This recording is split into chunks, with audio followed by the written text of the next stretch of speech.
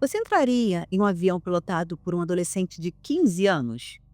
Provavelmente, as 75 vítimas do Aeroflot 593 também responderiam que não. Mas o comandante daquele voo deixou que seu filho brincasse de comandar aquele voo. Isso mesmo.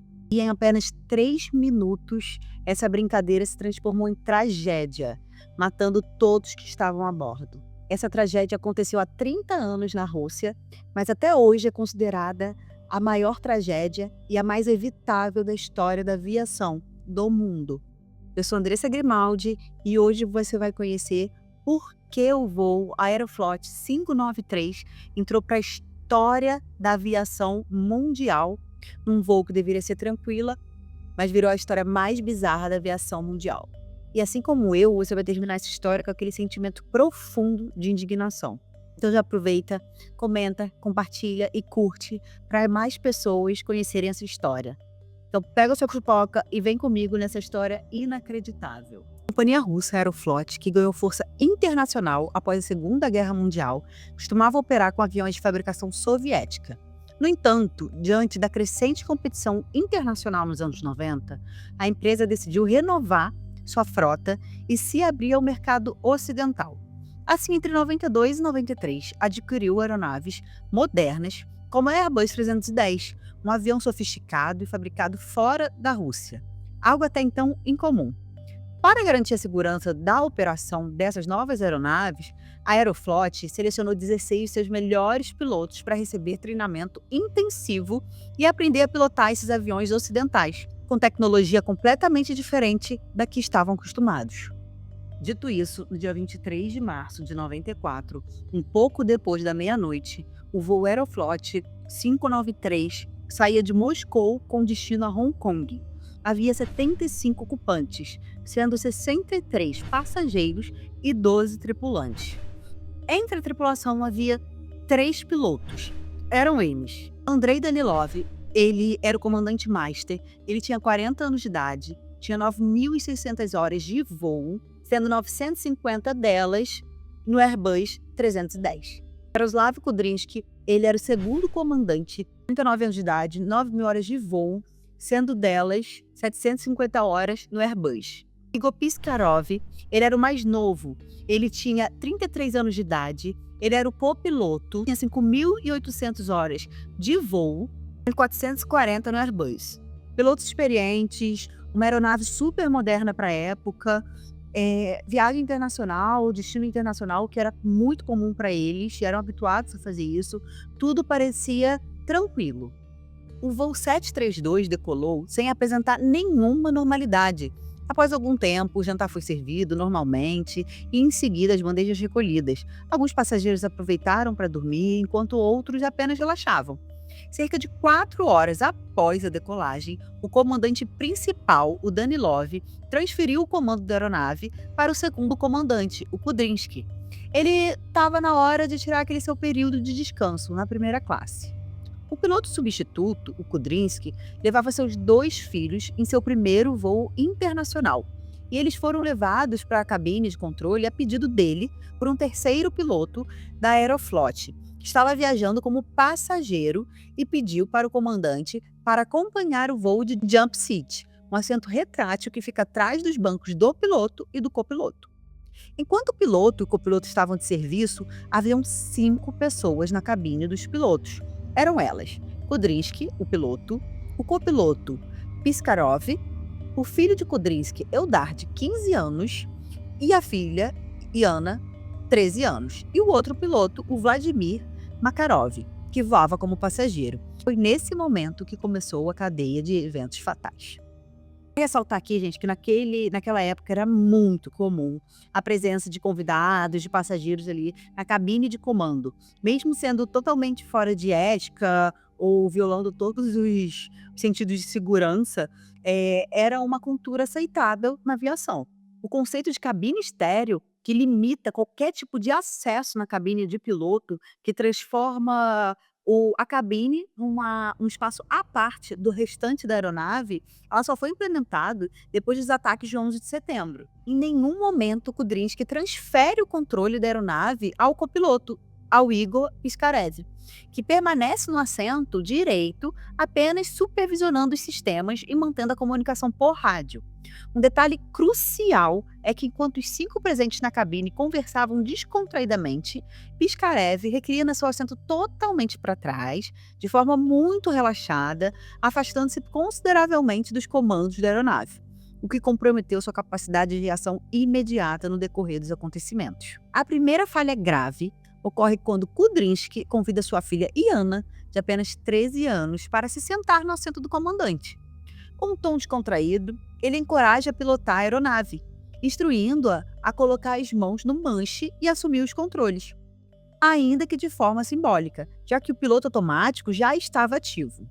Iana ocupou o assento dianteiro esquerdo do piloto às meia-noite e 43. Kudrynsky ajustou a direção do piloto automático para dar a ela a impressão de que estava virando o avião com uma curva bem suave, embora ela, na verdade, não tivesse controle nenhum da aeronave. Iana chega a exercer uma pressão de 2 kg a 4 kg sobre o manche, considerada desprezível pelo piloto automático.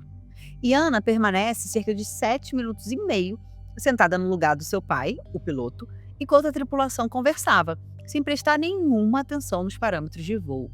Pouco depois, às meia-noite e 51, Kudrynsky convida o Eldar, de 15 anos, o seu filho, para ocupar o assento do piloto. A conversa registrada pela caixa preta, incluída no relatório final do acidente, indica um clima bem-humorado na cabine. O piloto convidado, inclusive, ele chega a tirar uma foto ou filmar o adolescente. Eldar, então, pergunta se pode repetir a manobra da irmã e virar o manche do avião. O seu pai consentiu e disse para que Eldar virasse o manche, mas o menino fez isso antes do pai ativar o modo do piloto automático, que permitia que ele fizesse aquela leve curva que a irmã fez. Ao contrário de sua irmã, Eldar aplica uma força considerável no manche, cerca de 10 quilos. Quando seu pai muda a direção da curva para a esquerda, para retomar a rota planejada, Eldar aplica mais força ainda no manche. Ele segue aplicando cerca de 13 quilos ao fim da manobra. Essa força é suficiente para ser notada pelo computador de bordo do Airbus. Quando o computador percebe que o piloto está aplicando alguma força contrária à orientação do piloto automático, ele é programado para devolver a autoridade à tripulação e desligar o piloto automático. Menos de 4 minutos depois de Eldar ocupar o assento do piloto, suas ações fizeram com que o aviso de piloto automático desconectado parcialmente fosse indicado no painel com apenas uma luz. Os pilotos, que anteriormente haviam pilotado aviões de design soviético, que tinham sinais também de alertas sonoros, não conseguiram perceber a luz indicadora, já que o clima de descontração na cabine era muito intenso. Naquele momento, o garoto já tinha um comando total das inclinações da aeronave, pois piloto automático ligado parcialmente significava que ele só controlava a inclinação do nariz do avião para cima e para baixo e a aceleração dos motores. O piloto e o copiloto não faziam ideia da gravidade da situação. Eles realmente acreditavam que o piloto automático ainda estava ativo. Menos de 3 minutos depois que Eldar começou a brincar de pilotar o avião, ele mesmo foi quem percebeu que tinha alguma coisa estranha, quando ele começou a perceber que o avião ainda continuava inclinando para a direita. Foi quando ele questionou seu pai por que a aeronave ainda está fazendo aquela curva. E foi nesse momento que os pilotos começaram a perceber o grande problema que estava se aproximando. Aquele piloto que estava como passageiro, ele levantou a hipótese do avião estar entrando em modo repouso. Foi aceito pelo copiloto, mas foi refutado pelo piloto. Eles não faziam ideia do que poderia estar acontecendo naquele momento. Então eles começaram a levantar várias hipóteses. E até aquele momento eles não conseguiram de jeito nenhum associar ao desligamento parcial do piloto automático. O piloto automático seguia controlando os outros parâmetros de voo, inclusive a altitude programada. Mas para tentar manter a nave no trajeto, ele realizava correções extremas. O indicador de trajetória de voo mudou para mostrar a nova trajetória de voo da aeronave enquanto ela virava. Como o trajeto no painel estava a um ângulo de 45 graus, do qual não era indicada pela fabricante da aeronave, isso confunde os pilotos por cerca de 9 segundos. E durante essa confusão, a inclinação saiu de 45 graus para 90 graus, mais íngreme do que o projeto permitia. O A310 não pode virar tão íngreme enquanto mantém a altitude. O avião começou a descer rapidamente, com o nariz do avião para baixo, e começou a cair cada vez mais rápido. O piloto começou a gritar: segura, segura! Mas o copiloto estava longe demais do manche. Eldar começou a fazer tudo de forma descontrolada, puxando o manche, já que ele não sabia a terminologia do piloto. O aumento das forças nos pilotos tornou extremamente difícil para eles retomarem o controle. O piloto automático, que não controlava mais a aeronave, usou seus outros controles para compensar, levantando o nariz e aumentando o empuxo. Como resultado, o avião começou a subir e descer. O piloto automático, incapaz de lidar, desligou completamente. Ao mesmo tempo, a tela de exibição do piloto automático ficou completamente em branco. Para se recuperar de manobra de subida e descida, um sistema automático abaixou o nariz do avião e colocou o avião em mergulho em forma de parafuso. As forças reduzidas permitiram que Kudryavtsi reassumisse seu assento depois de gritar muito e de forma desesperada para Eldar sair do seu assento. Piskarov, o copiloto, finalmente conseguiu pegar o manche, então conseguiu sair do mergulho, mas corrigiu demais, colocando o avião em uma ascensão quase vertical, novamente fazendo o avião ficar instável, fazendo com que entrasse em um giro. Kudryavtsi também, após recuperar seu lugar, quase recuperou o controle do avião, mas puxou com muita força, mantendo o manche quase no seu peito, fazendo com que a velocidade diminuísse, e então uma entrada leme enviou o avião para o segundo giro. Só que desta vez eles entraram em um giro plano. O copiloto, tentando reverter a situação, golpeava os pedais, enquanto o piloto mantinha o manche puxado. Os pedais controlam o estabilizador, que ajuda a controlar o avião. O toque leva a aeronave a girar e cair novamente com o nariz para baixo. Mais um dos pilotos tenta puxar o nariz para cima e um novo toque no pedal é registrado. Kudryavtsi e Piskarov conseguem mais uma vez recuperar o controle do avião. Esse momento é registrado pela caixa preta. O piloto, em comemoração e feliz da vida, grita: "Nós vamos sair dessa, está tudo bem!" Mas já era tarde demais. À meia-noite e 56, o avião volta a mergulhar descontroladamente, sem potência nenhuma nos motores. Em um ângulo quase vertical de 90 graus, entrou em parafuso no solo. Estava apenas a 300 metros de distância do solo quando se chocou violentamente contra um monte nevado e muito frio da Sibéria, e explodindo instantaneamente.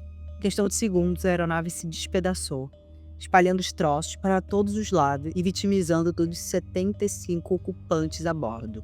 A colisão contra as montanhas frias da Sibéria aconteceu apenas 3 minutos e 15 segundos do momento que Eldar sentou no assento do comandante. A aeronave caiu com o trem de pouso levantado e todos os passageiros haviam cinto afivelado para caso de alguma emergência. Nenhum chamado de socorro foi feito antes da queda.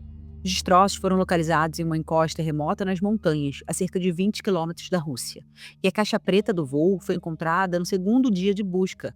Famílias de vítimas russas colocaram flores no local do acidente, enquanto famílias de vítimas chinesas e tailandesas espalharam pedaços de papel de arroz com mensagens escritas nelas, por toda a área.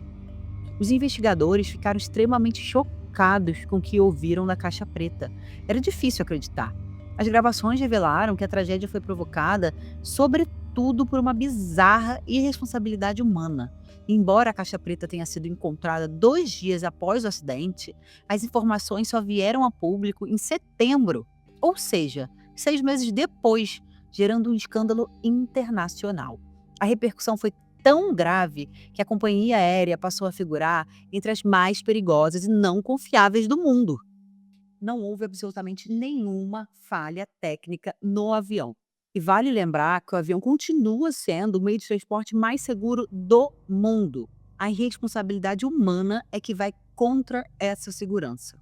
Esse foi um caso que me deixou extremamente indignada. É difícil acreditar que uma irresponsabilidade humana tirou 75 vidas inocentes. É algo que realmente revolta. Nem consigo imaginar a dor dos familiares ouvindo essas gravações da caixa preta.